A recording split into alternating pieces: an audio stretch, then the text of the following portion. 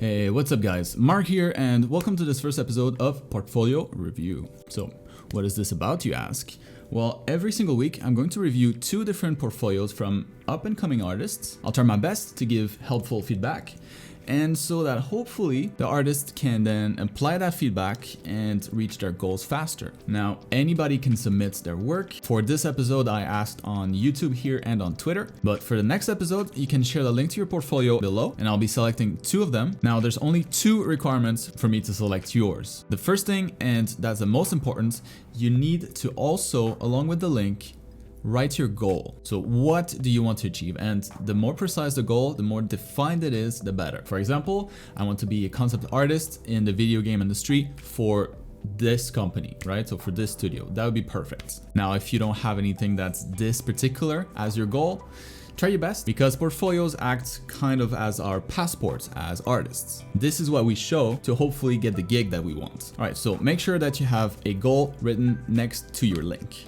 Next, second, you should have at least 10 to 15 pieces in your portfolio. So that's it, really. Now the selection is going to be mostly random, but I'll look at every single portfolio. And just as a heads up, I will usually tend to select those that are a little bit further into their art journey, just because the feedback is going to be a little bit more valuable for those people. But that's a pretty big range. So, if you're not sure, just submit, go ahead and submit it and we'll see. Now, before we get started, if you don't know who this guy is and why should I be reviewing portfolios, well, I want to give you just a little bit of a background story so that you understand, kind of where I'm coming from here.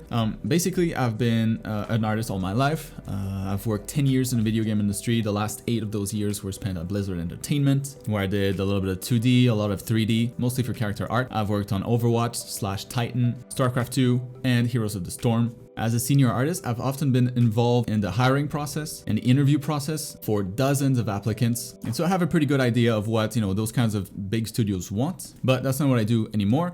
I've since started a business of my own. I've also built an art program, art school for digital artists, that thing right there. And I do art on the side whenever I can. But all of this to say that I've seen some stuff and I feel like I'm in a good position to give feedback on that stuff. And of course, the goal here is only to help. So the idea for this kind of came from what I do with my students. Every single week, we have a live stream for about 2 to 3 hours where I go over their assignments or their personal art and try to give as much feedback as I can. If you're curious and want to know more about that, you can find the link to Art School for Digital Artists in the description below. But basically, I wanted to try and do the same thing with YouTube. So of course, let me know if this is helpful and let me know if I should keep doing these. And with all that said, let's get started with the first portfolio. All right, the first one here by Marina.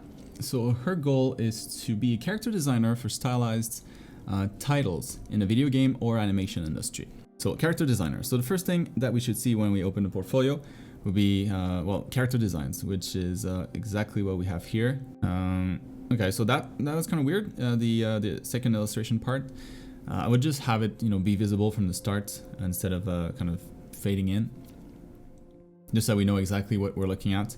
And basically the goal, with portfolios is to, as soon as possible, see some art, right? So recruiters and art teams that are looking for cool art, they go through so many that the second that there's a little bit of a wall to access the art, sometimes they just dismiss it. And so in your case, it's good. We see art right away, so that's great. Let's take a look at character design, since this is what you want to do.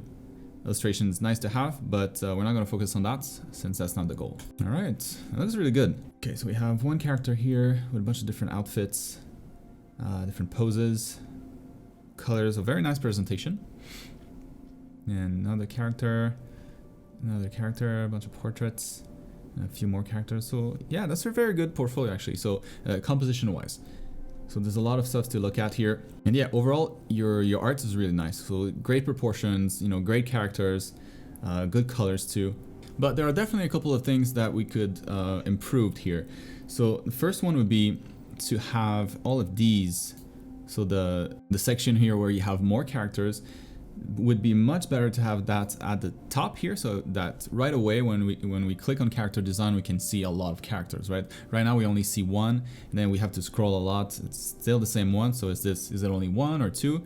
As you're scrolling down, you're probably thinking, you're looking at the scrolling bar on the side and you're like, well, it's going to be like 3 characters in here. And so yeah, so I would definitely place those at the top so that we see them right away. The more you can see, at once, the better. So yeah, always think of it as like a thumbnail idea, right? So you start with a smaller image so that you can see more of them. And then if you're interested, you can click and expand one and see more. But I wouldn't recommend having that all expanded at the very top here as the first thing that you see. Now, when it comes to your characters, they're very, very good. And I'm gonna try to be really, really careful how I phrase my feedback here. My students are used to my style, but you know, you guys probably not. But a couple of things that you can probably notice here, like in the knee, right? So the way that the light reacts on the knee is like the knee is melting almost. So that's one thing that stands out because it's very visible on the character. And then there's a couple issues with the shading left and right. But overall, it's a really, really good image. Now, another thing, instead of having like 3 images for one character like this, I would definitely try to have just one sheet per character.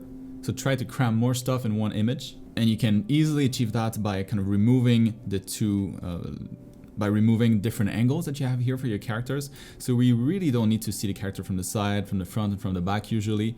At most, what normal studios will want from you is kind of like a 3/4 front view and maybe a 3/4 back view if the front view design implies that there's some stuff in the back that might not be the same, right? But for a jacket like this, definitely not needed. Pretty straightforward what the back is going to look like. Same thing with these, same thing with this. So yeah, for a character sheet, I would recommend that you keep this one here and maybe, you know, the different poses that you have, maybe use those different poses as occasions to show off the different types of outfits that she has rather than it being the same.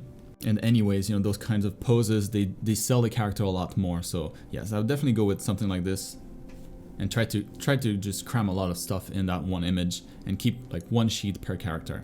Now, if you treat those images as thumbnails, right? So maybe you can click on that image, on that big image, and then it opens up the different variants and all that stuff that you have here. But I wouldn't force that on people. Give them as many options as possible. Now, the same thing applies to this guy here. You know, pretty much just put everything on one sheet. There's plenty of space. Like it's the same pose here as it is here, so you don't need this extra one. And you could easily have like small thumbnails of these two variants here on the sides. Plenty of empty space. So same logic here. This one's better, but it doesn't need to be this big, right? It could be just a thumbnail like the rest here, like the smaller ones that you have. And kind of the same with the portraits. So portraits are important, but as a character designer, you design full characters most of the time, so I definitely focus on this kind of stuff here. So this is really, for me, the highlight of your portfolio, and so I just try to do more of that. But yeah, as I said, you know, the art itself looks really good. I love your style, I love your color choice. Your designs are pretty interesting. Yeah, this is great. Now I did a quick paint over of this one here to show you kind of the potential when it comes to presentation, different ways to maybe make it pop a little bit more. Because of course, you know, the goal of a portfolio is to pick people's attention. You want to have images in there that are going to make people stop, you know, scrolling through their Instagram or whatever, and make them stop and look at your stuff. And drawings like these, they can definitely make people stop. But when you look at it quickly, maybe, or if you look at it as a smaller thumbnail, it's almost like all monochrome. Nothing really pops in there. The colors tend to kind of blend together. And so I just did a quick paint over to try to reinforce the lights, to really highlight those volumes that you have on your character. Something like this, and it's done really quickly, but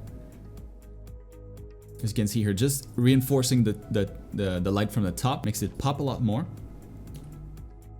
You can already tell that there's more going on there when you look at it from a small thumbnail. And then I just did another quick pass just to tone down the saturation on some parts of your characters, like in the shadowed areas, for example. Just slightly, and refine some of the shapes a bit more.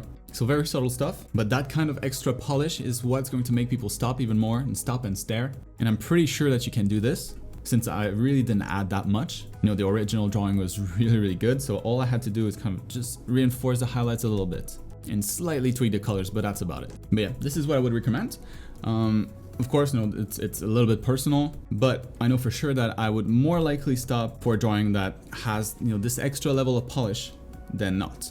So hope that helps. So as I said, I'll be putting Marina's information in the description below. So link to our portfolio and social media accounts if I can find them. So now let's move on to the next portfolio here by Brandon. So as we can see here, Brandon obviously extremely talented already, and what he wants, what his goal is to eventually be able to do splash art for video games. So things like you know, the Riot Games, League of Legends splash arts, that kind of stuff. And so with that goal in mind, let's check out his portfolio. Yeah, that's definitely a good size portfolio. A little bit more than that, it'd probably be a little too much. So let's take a look at the older ones here to see if they hold up still.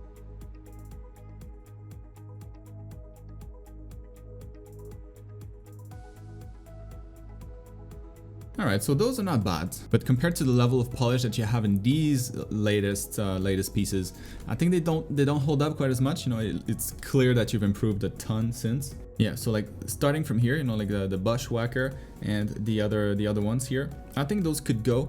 I don't think they represent your current skill level. Not that they're not good, they're just not up to par to where you are right now as an artist. Alright, so a lot of these are probably like commissions and things like that, but I'm probably stating the obvious when I say that if the goal is to do splash art, you know, do more of that instead of portraits. Not that the portrait's not good, but it doesn't really help you in your goal. So, you know, the kind of art that you should, that I would focus on if I were you would be this kind of stuff here.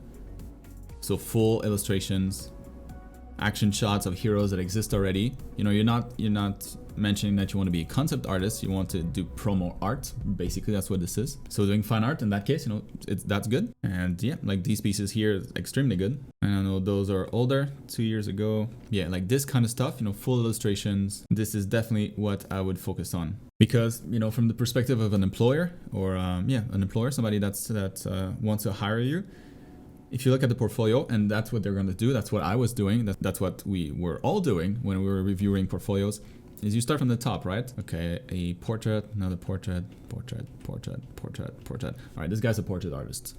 Let's move on here. So the more patient ones might scroll down and look at the rest here.